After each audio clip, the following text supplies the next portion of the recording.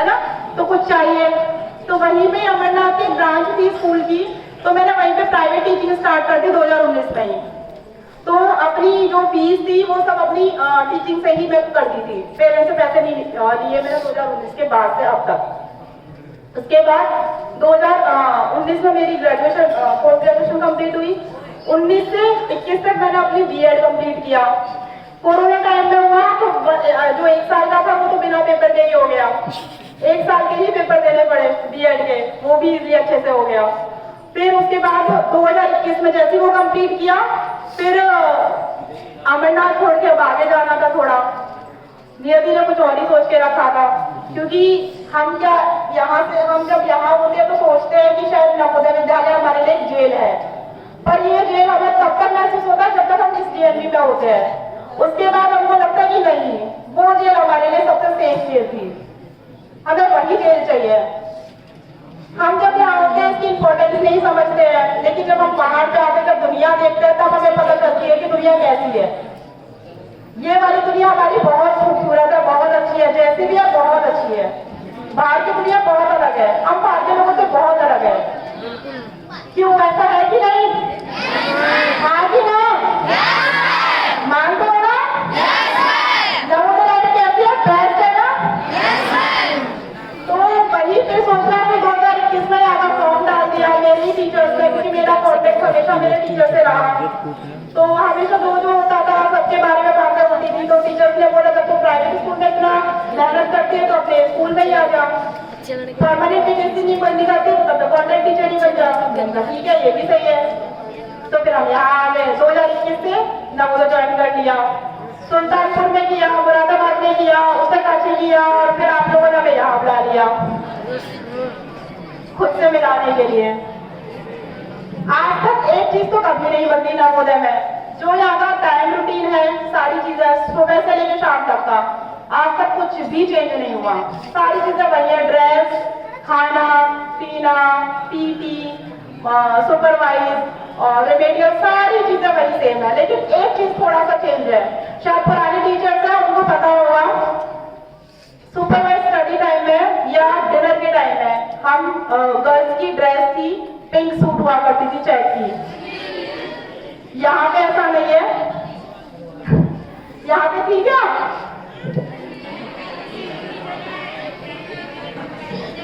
हमारे टाइम में थी और हम लोग सारा रूटीन फॉलो भी करते थे, सारी चीजें। सुबह लोअर टी शर्ट में जाना, फिर स्कूल में टाइम से पहुंचना, ड्रेस वेल ड्रेस रहते थे, क्योंकि हमारी पीटी मैडम बहुत खतरनाक थी।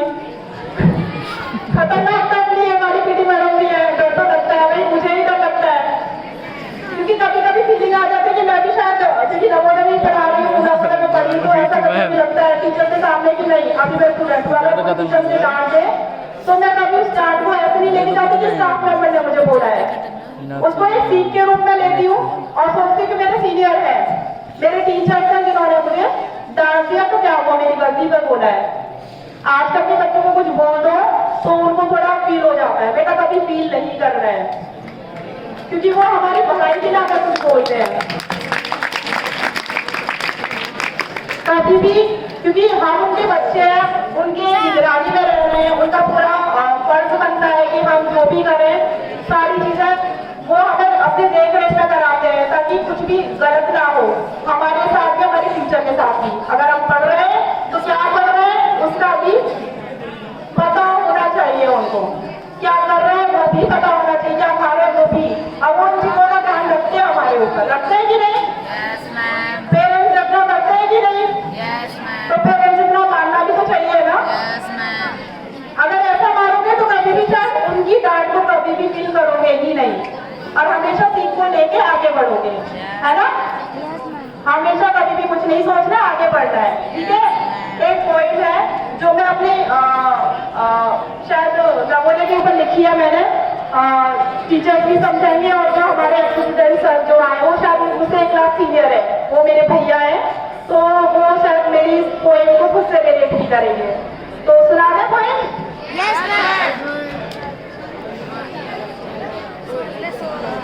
जिंदगी रख कर भी ना चुका पाएंगे हम जिसका कर्जा, एक माँ ही नहीं भगवान के बराबर, गुरु नाम का भी है उतना ही महान दर्जा, गुरु का भी है उतना ही महान दर्जा। अब सुनिए आगे। डियर टीचर्स, दिल से शुक्रिया हमारा भविष्य सजाने के लिए। आपकी डांट कड़वी तो थी लेकिन जरूरी थी हमें गलत से बचाने के लिए। हमें खेलना बिल्कुल आसान नहीं था, फिर भी अकेले कैसे कर लेते थे आप। लाइफ की टेंशन, वर्कलोड, हाउस अटेंडेंस, ऊपर से हमारी शरारतें, एक साथ कैसे संभाल लेते थे आप। एक टाइम का गुस्सा तो बहुत आता होगा, फिर भी प्यार से समझाते थे आप। पेरेंट्स के बाद एक आप ही थे सेल्फलेस, जो बिन मांगे सब कर जाते थे आप, जो बिन मांगे सब कर जाते थे आप। वो आपसे अच्छा मेंटर हमें कभी नहीं मिला। हमारी वो बातें भी सुनी जिसे सुनने वाला कोई नहीं था। ये आप ही का सपोर्ट है जो आज मैं इतना आगे बढ़ पा रही हूँ। आपने ये खुले आसमान दिया जिसमें मैं पंख फैला रही हूँ। आपने हमेशा अपने बच्चे की तरह प्यार किया। आगे आने वाली हर परेशानी से हमें तैयार किया। क्लास में अपनी किस्से सुनाकर खूब एंटरटेनमेंट कराया। जब पढ़ाई का मन नहीं भी होता था तो इधर उधर की बातें कर भी हमें खूब हंसाया।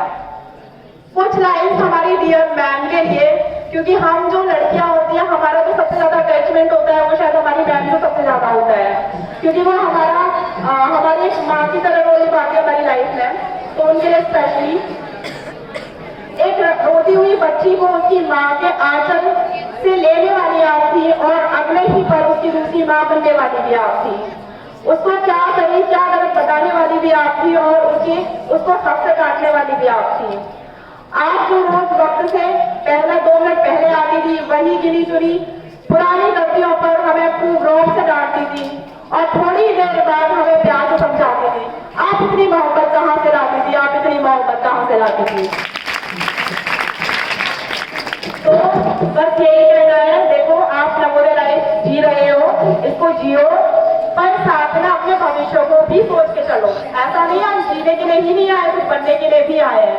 स्ट्रगल सबकी लाइफ में होता है, ठीक है। हमें यहाँ से निकलकर स्ट्रगल भी करना, अपनी जो हमने एम सोचा वो भी पूरा करना है, सारी चीजों को लेके, क्योंकि हमें पेरेंट्स को भी संभालना है, खुद को भी संभालना है, फ्यूचर भी संभालना है, ठीक है।